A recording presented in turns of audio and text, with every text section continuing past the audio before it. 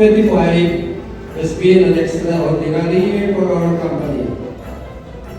Another year of steady progress and meaningful impact for Eternal Group, upward on our commitment for continued expansion in the memorial care industry.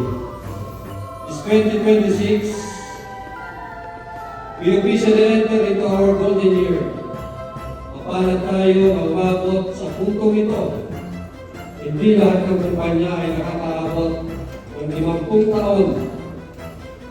This year is a very different year from our previous generation. Not only because this is our 50th year, it's because with 50 years natin, alam natin ang pinagsasabi natin malas.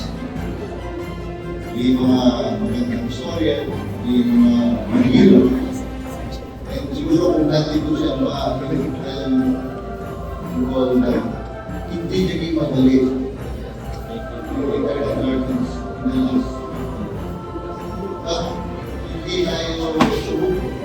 On behalf of the Kabangon family, we are very grateful for your constant hard work and support throughout the decades.